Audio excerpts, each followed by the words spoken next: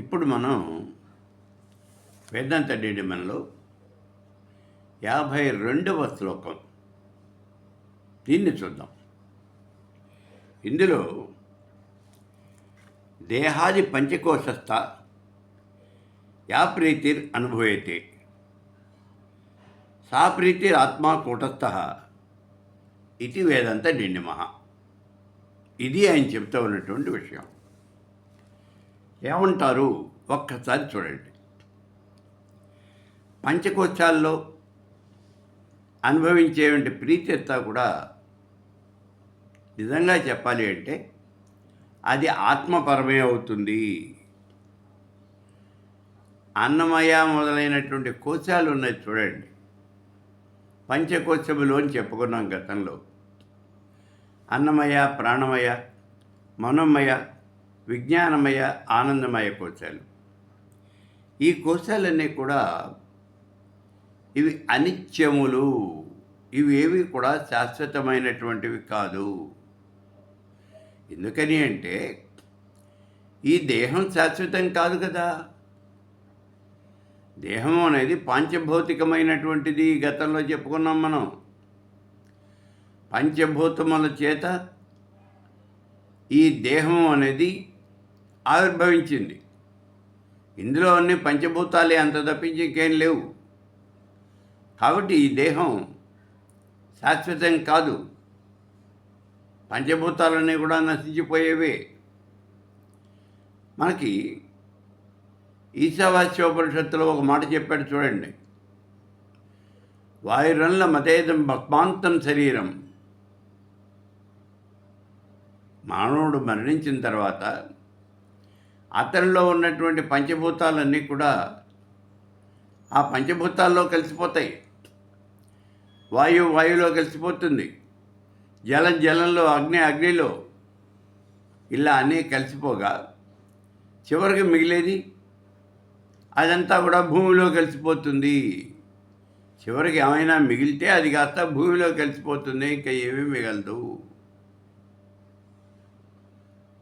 ఇవన్నీ కూడా మనకి సూత్రం ఏమిటి అంటే, దేని నుంచి అయితే ఈ వస్తువు ఆవిర్భవించిందో ఆ తర్వాత కాలంలో అది దానిలోనే కలిసిపోతుంది. అందుకే పంచభూతముల వల్లనే ఈ శరీరము అనేది, ఈ దేహము అనేది ఆవిర్భవించింది. అది ఆ పంచభూతంలోనే కలిసిపోతుంది. కాబట్టి ఇవేవి కూడా శాశ్వతములు కావు. కాబట్టి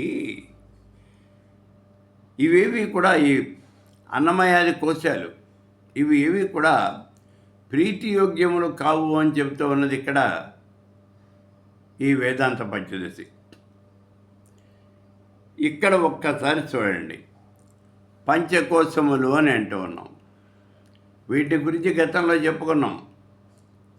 అన్నమయ కోశంలో ప్రాణమయం ఉంటుంది, ప్రాణమయ కోశంలో మనోమయ కోశం, మనోమయ కోశంలో విజ్ఞానమయ కోశం, విజ్ఞానమయ కోశంలో ఉండేది ఏమిటి అంటే ఆత్మ, ఆనందమయ కోశము. కాబట్టి ఇవన్నీ అన్నమయంలో ప్రాణమయం, ప్రాణమయంలో మనోమయం, మనోమయంలో విజ్ఞానమయం, విజ్ఞానమయంలో ఆనందము, ఆనందమయ కోశం ఉంటుంది. ఆ ఆనందమయ కోశమునందు ఉండేటటువంటి వాడే పరమాత్మ. మళ్ళీ ఒక్కసారి గట్టిగా చెబుతూ ఉన్నాను, గుర్తుపెట్టుకోండి. ఆనందమయ కోశం పరబ్రహ్మస్వరూపం కాదు. ఆనందమయ కోశమునందు ఉండేటటువంటి పురుషుడు ఎవరైతే ఉన్నాడో అతడే పరమాత్మ. అది ఆత్మ అంటే, అదే పరమాత్మ, అదే బ్రహ్మము. అయితే అసలు ఈ పంచభూతాలన్నీ ఎలా వచ్చాయండి? ఈ శరీరం అంతా కూడా పంచభూతమయము అని చెబుతూ ఉన్నారు కదా. ఈ పంచభూతాలు ఎలా వచ్చాయి? సృష్టి ప్రారంభంలో ఈ పంచభూతాలన్నీ కూడా ఆవిర్భవించినాయి. ఎలా ఆవిర్భవించినాయి? ప్రళయం సంభవించింది. ఆ తర్వాత ఈ జగత్తంతా కూడా ఏమీ మిగలలేదు, శూన్యమైపోయింది. అలా శూన్యంగా ఉన్నటువంటి ఈ చరాచర జగత్తును పరమేశ్వర స్వరూపము అంటే ఆ బ్రహ్మమే ఆవరించి ఉన్నది. ఇలా కొంతకాలం గడిచింది. జగత్తులో ఏమీ లేదు, అంతా శూన్యంగా ఉంది. ఇలా శూన్యంగా ఉన్నటువంటి ఈ జగత్తులో అప్పుడు ఈ పరమేశ్వర స్వరూపం అనుకుంది. అది నిరాకారము, నిర్గుణము, జగత్తంతా ఆవరించి ఉన్నది. అప్పుడు ఈ పరమేశ్వర స్వరూపం ఏమని భావన చేసింది అంటే, మళ్ళీ సృష్టి ప్రారంభించాలి. ఎందుకు ప్రారంభించాలి? గతంలో ప్రళయం జరిగినటువంటి సమయంలో, గతంలో ప్రళయం జరిగింది. ఆ సమయంలో కర్మక్షయమైనటువంటి జీవరాశి అంతా కూడా అది వెళ్ళిపోయి పరమేశ్వర స్వరూపంలో లీనమైపోయింది. అంటే మోక్షం పొందేసింది. కర్మక్షయం కానటువంటి జీవరాశి తమ యొక్క కర్మను తమతో పాటుగా మూటగట్టుకున్నటువంటివై ఆ పరమేశ్వర స్వరూపంలో అలా కలిసిపోయి అక్కడే ఉన్నాయి. ఇప్పుడు వాటి యొక్క కర్మ పరిపక్వం అయిన తర్వాత, అంటే ఆ జీవరాశి చేసినటువంటి కర్మంతా కూడా అనుభవించడానికి సిద్ధంగా ఉన్నప్పుడు, ఆ కర్మ పరిపక్వమైనప్పుడు, అది అనుభవానికి వచ్చేటప్పటికి ఇప్పుడు ఈ పరమేశ్వర స్వరూపం అనుకుని మళ్ళీ సృష్టి చేయాలి. ఎందుకు చేయాలి అంటే, ఈ పరిపక్వత చెందుతూ ఉన్నటువంటి ఈ కర్మని ఆ జీవరాశి అంతా కూడా అనుభవించాలి. పరిపక్వత చెందుతూ ఉన్నటువంటి ఈ కర్మని, ఆ కర్మని చేసినటువంటి జీవరాశి అనుభవించడానికి సిద్ధంగా ఉన్నది. అప్పుడు ఈ పరమేశ్వర స్వరూపం సృష్టి చేయాలి అని భావించింది. ఇక్కడ ఒక్క మాట గుర్తుపెట్టుకోండి. మనకేదో ఫలానా పని జరగలేదు, అది జరగలేదు, ఇది జరగలేదు అని అనుకుంటూ ఉంటాం మనం. ఎందుకని జరగలేదు అంటే కర్మ పరిపక్వత చెందలేదు. ఈ మాట గుర్తించండి. కర్మ పరిపక్వం కావాలి, అప్పుడు కానీ అది అనుభవయోగ్యం కాదు. మీకు ఒక్కసారి చూడండి, రావణ బ్రహ్మ యొక్క ఆగడాలు భరించలేక దేవతలు, మునులు, ఋషులు అందరూ కూడా శ్రీ మహావిష్ణువు దగ్గరికి వెళ్ళారు, ఆయన్ని ప్రార్థించారు. అప్పుడు శ్రీ మహావిష్ణువు చెప్పాడు, ఉండండి అయ్యా, కొంతకాలం వేచి చూడండి. ఆయన యొక్క కర్మ, ఆయన చేసినటువంటి ఈ పనుల యొక్క ఫలితం అది పరిపక్వత చెందాలి. అప్పటిదాకా నేను కూడా ఏమీ చేయలేను. కర్మ పరిపక్వత చెందకపోతే సాక్షాత్తు భగవంతుడు కూడా ఏమీ చేయలేడు. అలాగే హిరణ్యకశ్యపుడు కూడా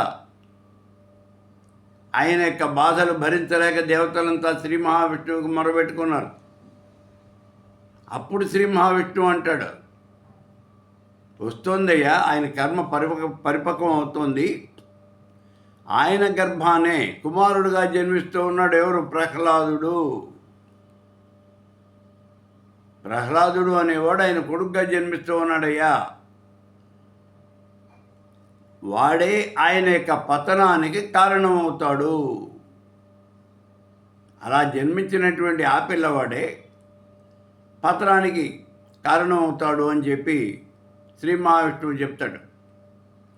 అలాగే ఇక్కడ ఏదైనా ఒక కర్మ అనుభవంలోకి రావాలి అంటే ముందు ఆ కర్మ పరిపక్వం చెందాలి. మీకు కూడా చూడండి, చాలా చిన్నదైనటువంటి విషయం, శరీరం మీద ఏదో ఒక గడ్డ, ఓ పుండు లాంటిది ఏదో ఇది లేచింది. అది లోపలంతా బాగా చీము పట్టేసింది. ఇప్పుడు అది పగిలిపోవాలి. అది పగిలిపోవాలంటే నీ ఇష్టం కాదు, నువ్వు చూస్తూ ఉండు.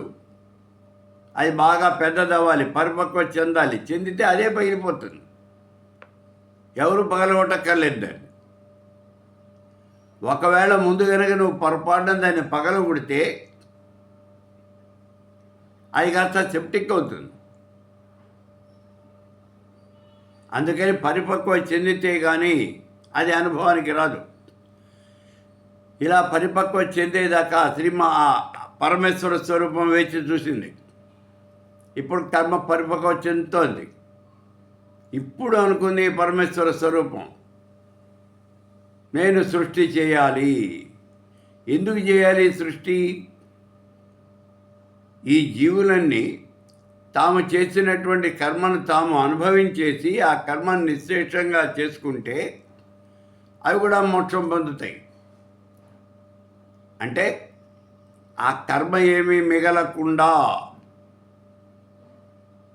కర్మ క్షయమైపోతే అప్పుడు ఆ జీవులు కూడా మోక్షం పొందుతాయి. కాబట్టి నేను మళ్ళీ సృష్టి చేస్తాను అని భావన చేసింది. ఇప్పుడు సృష్టి చేస్తాను అని భావించినటువంటి ఈ పరమేశ్వర స్వరూపం మొట్టమొదటిగా ఆ పరమేశ్వర స్వరూపంలో ఏమున్నాయి అంటే జగత్తంతా పరమేశ్వర స్వరూపంలోనే, అందులోనే దాగి ఉన్నది. జగత్తంతా అందులోనే ఉంది. ఆ నిరాకారము నిర్గుణము అయినటువంటి పరమేశ్వర స్వరూపంలో జగత్తంతా దాగి ఉన్నది. ఇప్పుడు ఈ పరమేశ్వర స్వరూపం సృష్టి చేస్తూ ఉన్నప్పుడు మొట్టమొదటిగా పరమేశ్వర స్వరూపం నుంచి బయటకు వచ్చింది అవ్యక్తము. అదే మాయ, సత్వగుణం. ఆ అవ్యక్తం నుంచి మహత్తత్వము, ఇది రజోగుణం. ఇదే రజోగుణము అంటారు. దాన్నే హిరణ్యగర్భుడు అంటాం. ఆ రజోగుణం నుంచి ఇప్పుడు బయటకు వచ్చింది తమో గుణము. ఇదే సత్వగుణం, రజోగుణం, ఇది తమో గుణము. దీన్నే విరాట్ రూపము అని అంటారు. ఇలా మొట్టమొదటిగా పరమేశ్వర స్వరూపం నుంచి సత్వ, రజస్తమో గుణాలు, గుణత్రయము అనేది ఆవిర్భవించింది. మొట్టమొదటిగా బయటకు వచ్చింది గుణత్రయం. ఆ గుణత్రయం నుంచి అంటే ఈ విరాట్ పురుషుడు ఉన్నాడు కదా, తమో గుణం, దీని నుంచి మొట్టమొదటిగా పంచభూతాల యొక్క సూక్ష్మరూపాలైనటువంటి పంచభూతాలు ఉన్నాయి కదా మనకి, వాటి యొక్క సూక్ష్మరూపాలు, శబ్ద స్పర్శ రూప రసగంధాలు, ఇవన్నీ కూడా ఈ 5 కూడా ఆవిర్భవించినాయి. ఇప్పుడు ఈ సూక్ష్మరూపాల నుంచి స్థూల రూపాలు వచ్చినాయి, పంచభూతాలు. అవే పృథివీ, ఆపహ, తేజో, వాయుర్, ఆకాశములు. ఇప్పుడు ఇలా పంచతన్మాత్రలు వచ్చినాయి, పంచభూతాలు వచ్చేసినాయి. ఇప్పుడు ఇంకా ఏమిటిది? అవ్యక్తము, మహత్తత్వము, అహంకారము ముందే వచ్చినాయి. ఈ అహంకారం నుంచే ఇవన్నీ ఆవిర్భవించినాయి, తన్మాత్రలు, పంచభూతాలు. ఇప్పుడు ఈ వచ్చినటువంటి ఈ పంచభూతములన్నీ పూర్తిగా వస్తే గుణత్రయ విభాగం చేత, పంచభూతముల యొక్క కలయిక చేత, అంటే ఈ పంచభూతాలన్నీ కూడా పంచీకరణం చెందినాయి. అలా చెందటం వల్ల ఈ చరాచర జగత్తులో ఉన్నటువంటి జీవరాశి అంతా కూడా ఏర్పడింది. ఈ రకంగా సృష్టి జరిగింది అన్నాడు. ఇలా వచ్చినటువంటి ఈ పంచభూతాల్లో వాటి యొక్క సూక్ష్మరూపాలైనటువంటి పంచ తన్మాత్రలు ఇమిడి ఉన్నాయి. ఆకాశంలో శబ్దము అనేది ఉంది. ఆకాశం నుంచి వాయువు వచ్చింది. వాయువులో శబ్దము, స్పర్శ 2 ఉన్నాయి. వాయువు నుంచి అగ్ని వచ్చింది. ఇందులో శబ్దము, స్పర్శ, రూపము 3 ఉన్నాయి. ఇప్పుడు ఈ అగ్ని నుంచి జలం ఆవిర్భవించింది. జలంలో శబ్దము, స్పర్శ, రూపము, రసము 4 ఉన్నాయి. జలం నుంచి భూమి ఆవిర్భవించింది. భూమి యందు శబ్ద, స్పర్శ, రూప, రసగంధాలు, ఈ 5 లక్షణాలు కూడా ఈ భూమి యందు ఉన్నాయి. కాబట్టి కింద నుంచి పైకి మొత్తం ఈ పంచభూతాల్లోనూ ఎన్ని లక్షణాలు ఉన్నాయి అనే విషయం చూస్తే, ఆకాశంలో 1 శబ్దం, వాయువులో 2 శబ్దము, స్పర్శ, అగ్నిలో 3 శబ్దము, స్పర్శ, రూపం. అదే జలంలోకి వచ్చేప్పటి 4 శబ్దము, స్పర్శ, రూపము, రసము. భూమిలోకి వచ్చేప్పటికి 5 శబ్ద, స్పర్శ, రూప, రసగంధములు. ఇప్పుడు ఈ మొత్తం లెక్క పెడితే భూమిలో 5, జలంలో 4, అగ్నిలో 3, వాయువులో 2, ఆకాశంలో 1. 5, 4, 3, 2, 1. 5, 4, 9, 3, 12, 2, 14, 1, 15. మొత్తం కలిపితే 15 లక్షణములు ఉన్నాయి. అందుకే ఈ పంచభూతాలన్నీ 15 భాగములు అయినాయి అని మనం చెప్పడం జరుగుతూ ఉన్నది. ఇక్కడే శ్రీ విద్యాపరులంతా ఒక మాట చెప్తారు చూడండి. ఈ 15 భాగములు ఏమిటి అంటే పంచదశి మహామంత్రంలో ఉన్నటువంటి 15 అక్షరములు. ఆ అక్షరాలే ఈ పంచభూతముల యొక్క భాగములు, లక్షణములు. అందుకే అక్కడ పంచదశి మహామంత్రం ఎక్కడి నుంచి ఆవిర్భవించింది అంటే ఇదిగో ఈ పంచభూతముల నుంచే ఆవిర్భవించింది అని వాళ్ళు చెప్తూ ఉంటారు. ఈ రకంగా ఈ పంచభూతాలు అనేవి వచ్చినాయి. ఈ పంచభూతాలకి అన్నింటికీ కూడా మళ్ళీ కొన్ని లక్షణాలు ఉన్నాయి. ఈ పంచభూతాల నుంచే ఇప్పుడు మనకు కావలసినటువంటి పృథ్వీ, ఆపహ, తేజో, వాయురాకాశాత్ అంటే పంచభూతములు ఆవిర్భవించినాయి.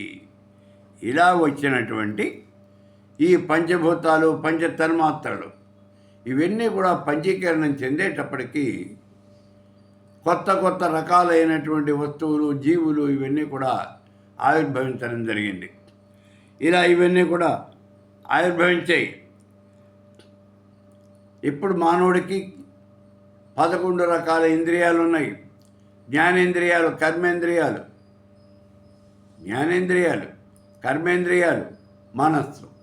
మనస్సు కూడా ఒక ఇంద్రియమే. ఈ విషయాన్ని మనం గుర్తించాలి. ఈ 11 రకాలైనటువంటి ఇంద్రియాలతోనూ కర్మేంద్రియాలతో పనులు చేస్తున్నాడు. జ్ఞానేంద్రియాలతో వాటిని ఆ చేసిన కర్మ యొక్క ఫలితాన్ని అనుభవిస్తూ ఉన్నాడు. అన్నీ అనుభవిస్తూ ఉన్నాడు. ఇలా ఈ సృష్టి అనేది జరిగిపోతూ ఉన్నది. ఇలా జరిగిపోతూ ఉన్నప్పుడు ఈ సృష్టికి అందరికీ కారణం ఎవరు అంటే పరమాత్మ, పరమేశ్వరుడు, అతడే బ్రహ్మము. ఆ బ్రహ్మానికి ఏ రకమైనటువంటి తేడా కూడా లేదు. బ్రహ్మంలో రకాలు లేవు, ఉన్నది ఒక్కటే. ఏకమైవా ద్వితీయం బ్రహ్మము అనేది ఒక్కటే ఉన్నది. అదే మనం మన యొక్క వాడుక భాషలోకి వచ్చేటప్పటికి పరమేశ్వరుడు, పరమేశ్వరి, పరబ్రహ్మ ఇలా అనేక రకాలైనటువంటి పదాలతో దాన్ని చెప్పుకుంటూ ఉంటాం.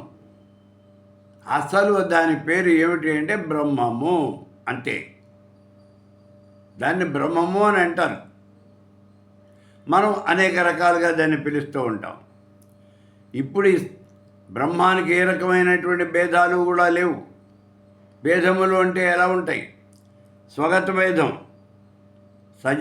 సజాతీయ భేదం, విజాతీయ భేదం, ఈ రకమైనటువంటి ఏవి కూడా లేవు. స్వగత భేదము అంటే ఏమిటి? స్వగత భేదము అంటే ఒకే దానిలో ఉండేటువంటి తేడాలు, దాన్నే స్వగత భేదము అని అంటారు. ఒకే దానిలో ఉండేటటువంటి తేడాలు అంటే ఉదాహరణకు ఓ మర్రి చెట్టు లేకపోతే ఓ మామిడి చెట్టు ఉదాహరణ తీసుకోండి. ఓ మామిడి చెట్టు తీసుకోండి. ఆ మామిడి చెట్టులో ఏమున్నాయి? కాండం ఉంది, కొమ్మలు ఉన్నాయి, కొమ్మలకి ఆకులు ఉన్నాయి, పువ్వులు ఉన్నాయి, కాయలు ఉన్నాయి, పండ్లు ఉన్నాయి, అలాగే చివుళ్ళు ఉన్నాయి. ఇప్పుడు మామిడి చెట్టుకి ఎన్ని రకాలైన ఇవి ఉన్నాయో చూడండి. ఇవన్నీ ఒకదానితో ఇంకో దానికి పోలిక అనేది ఉండదు. మామిడి చెట్టు మీద కనిపించేవంటి ఆ చివురికి మామిడి ఆ చెట్టు కాండానికి పోలిక అనేది ఉండదు. మామిడి కొమ్మకి అది కాచే కాయలకి పోలిక అనేది ఉండదు. ఇవన్నీ మామిడి చెట్టులో భాగాలే, కానీ వీటిలో భేదము అనేది ఉంటుంది. దాన్నే స్వగత భేదము అంటారు. అలాగే మానవ శరీరం తీసుకోండి. మానవ శరీరంలో కన్ను, ముక్కు, చెవి, నాలుక, చర్మం, కాళ్ళు, చేతులు ఇలా వివిధ రకాలైనటువంటి అవయవాలు ఉన్నాయి. ఇవన్నీ ఈ శరీరంలో ఉన్న అవయవాలే, శరీరంలో ఉన్న భాగాలే. కానీ ఒకదానితో ఇంకొక దానికి పోలిక అనేది ఉండదు. కన్ను ఉన్నట్టుగా ముక్కు ఉండదు, కన్ను చేసే పని ముక్కు చేయదు. అలాగే ఇతరమైన అవయవాలు కూడా ఏ అవయవం యొక్క పని అవయవాందే. అలాగే భగవంతుడు కూడా స్వగత భేదము అనేది ఏం లేదు. భగవంతుడు అంటే బ్రహ్మము, ఆ పరబ్రహ్మకి స్వగత భేదము అనేది లేదు. ఎందుకని స్వగత భేదం లేదు అంటే ఆయన నిరాకారుడు, నిర్గుణ స్వరూపుడు. ఆయనకి ఆకారం లేదు, అంగములు లేవు అని చెప్పుకున్నాం మనం. పరమేశ్వర స్వరూపానికి అంగం లేదు, కాళ్ళు చేతులు లేవు, నోరు లేదు, కళ్ళు లేదు, ముక్కు లేదు, చెవులు లేదు, ఏమీ లేవు. అవి లేనప్పుడు ఇంకా భేదం అనేది ఎలా ఉంటుంది? అందుకే పరమేశ్వర స్వరూపానికి స్వగత భేదము అనేది ఉండదు. అలాగే సజాతీయ భేదము, ఒకే జాతికి చెందినటువంటి రెండు వస్తువులు, ఈ రెండు వస్తువుల మధ్య తేడా, ఆ తేడానే సజాతీయ భేదము అని అంటారు. అంటే వృక్షజాతికి చెందినవి రెండు చెట్లు తీసుకోండి, ఒకటి మామిడి చెట్టు, ఒకటి రావి చెట్టు, లేకపోతే వేప చెట్టు, ఏదైనా సరే. వీటిని రెండింటిని మధ్యన పోలికలు ఉన్నాయో చూడండి. అవి రెండు చెట్లు అంతవరకే. కానీ మామిడి చెట్టు యొక్క కాండం వేరుగా ఉంటుంది, వేప చెట్టు యొక్క కాండం వేరుగా ఉంటుంది. మామిడి చెట్టు ఎంత ఎత్తు ఎదుగుతుంది, ఎంత మేర విస్తరించింది, అది వేరు. అలాగే రావి చెట్టు యొక్క లక్షణం వేరు. మామిడి చెట్టు కాయలుగా వస్తుంది, పళ్ళుగా వస్తుంది. ఈ మామిడి పళ్ళు అందరూ తింటారు. కానీ మరి ఈ వేప చెట్టు కానీ రావి చెట్టు కానీ వీటి యొక్క కాయలు ఎవరో తినరు, పక్షులు తింటాయి. అంతే. పక్షులు కూడా వేప పండ్లు మాత్రమే తింటాయి, కాయలు తినవు. ఇలా ఒకే జాతికి చెందినటువంటి రెండు వస్తువుల మధ్య ఉండే ఈ తేడాలని సజాతీయ భేదము అని అంటారు. అంటే మీరు ఒక్కసారి చూడండి, మానవులు అన్నాం. మానవుల్లో ఒక మానవుడిని పోలి ఇంకో మానవుడు సామాన్యంగా ఉండడు. అందరూ మనుషులే, ఎవరి బుద్ధి వాళ్ళది, ఎవరి లక్షణాలు వాళ్ళవి, ఎవరి రంగు వాళ్ళది, ఎవరి ఎత్తు వాళ్ళది, కాళ్ళు చేతులు కానీ పొడవు కానీ వెడల్పు కానీ అన్నీ కూడా ఎవరి వాళ్ళవే తప్పించి అందరి ఒకేలాగా ఉండవు. అలాగే బ్రహ్మానికి కూడా, బ్రహ్మానికి ఇంకో జాతి అనేది లేదు అసలు. ఈ చరాచర జగత్తులో ఉన్నది బ్రహ్మం ఒకటే. ఇందాక చెప్పుకున్నాం, ఏకమేవా ద్వితీయం బ్రహ్మ, ఉన్నది ఒకటే. కాబట్టి ఇంకా సజాతీయ భేదము అనేది ఉండదు. ఇప్పుడు విజాతీయ భేదము అనేది కూడా ఉండదు. భిన్న జాతికి చెందినటువంటి వస్తువులు, భిన్న జాతికి, ఒక ఆవు గేదె, ఒక ఆవు ఒక గేదె, ఈ రెండింటి మధ్యన తేడాలు అనేకం ఉంటాయి. అటువంటిది తేడాలు ఏవి కూడా లేనటువంటిది బ్రహ్మము. ఎందుకంటే ఇందాకే చెప్పుకున్నాం, పరమేశ్వర స్వరూపం ఉన్నది ఒక్కటే. ఇంకో రకమైనటువంటి పరమేశ్వరుడు ఎక్కడా లేడు. పరమేశ్వరుడితో సమానమైనటువంటి వాళ్ళు కానీ ఆయన కన్నా అధికులు కానీ ఎవరు కూడా లేరు. అందుకే ఆ బ్రహ్మము స్వగత భేదం లేనటువంటిది, సజాతీయ భేదం లేనటువంటిది, విజాతీయ భేదము అనేది లేనటువంటిది. ఇక ఇవేమీ లేకపోయిన తర్వాత మానవ శరీరంలో మనస్సు, బుద్ధి, చిత్తము, అహంకారము అనేవి ఉంటాయి. ఇక్కడ ఈ మనస్సు, బుద్ధి, దీన్నే అంతఃకరణ చతుష్టయము అంటాం. ఈ అంతఃకరణ చతుష్టయం ఎలా వచ్చింది? చాలా గొప్పగా ఉంటుంది. ఈ విషయం జాగ్రత్తగా చూడండి. ఆకాశము అనేది ఉంది ఇక్కడ పంచభూతాల్లో. ఈ ఆకాశం వచ్చి మిగిలినటువంటి ఒక్కొక్క భూతంతో కలిస్తే ఒక్కొక్క వస్తువు అనేది ఏర్పడుతూ ఉన్నది. ఎలా? ఆకాశము, ఈ ఆకాశము అనేది వాయువుతో కలిసిందనుకోండి, దాన్నే మనస్సు అని అంటారు. ఆకాశము అనేది అగ్నితో కలిస్తే బుద్ధి అంటారు. అదే ఆకాశం జలంతో కలిస్తే చిత్తము అంటారు. ఇదే ఆకాశం పృథివీతో కలిస్తే అహంకారము అని అంటారు. ఈ రకంగా అంతఃకరణ చతుష్టయము అనేది ఏర్పడుతూ ఉన్నది. ఇక మానవ శరీరాల్లో ఇందాక మనం చెప్పుకున్నట్టుగా పంచకోశములు, అన్నమయ, ప్రాణమయ, మనోమయ, విజ్ఞానమయ, ఆనందమయ కోశములు అని 5 రకాలైనటువంటి కోశాలు ఉన్నాయి. ఇవి ఏవి కూడా ఒకదాంతో ఒకటి పోల్చి చెప్పడానికి లేదు.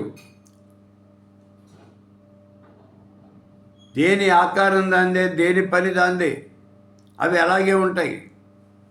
అలాగే పరబ్రహ్మ కూడా, పరబ్రహ్మకి అసలు ఈ రకమైనటువంటి ఏవి లేవయ్యా అని చెప్తూ ఉన్నాడు. పరబ్రహ్మ స్వరూపము అనేది ఉన్నది ఒక్కటే, దానికి ఇంకేమీ లేవు. ఈ కారణం చేతనే చెప్తూ ఉన్నాడు, ఈ పంచకోశములు ఉన్నాయి కదా, ఈ పంచకోశాలు ఇక్కడ ప్రీతి, ఇది అనుభవించే పంచకోశాల్లో ఉండేటువంటి ప్రీతి అనేది, ఇది నిజంగా చెప్పుకోవాలి అంటే ఆ ప్రీతి అంతా కూడా పరమేశ్వర స్వరూపానికి అంటే ఆత్మకే చెందుతుంది, కానీ ఇంకా దేనికి చెందదు. అందుకే ఈ పంచకోశములు ఏవి కూడా ప్రీతి యోగ్యములు కావు అని చెప్తూ ఉన్నది వేదాంత నిర్ణయము ఈ 52వ శ్లోకంలో.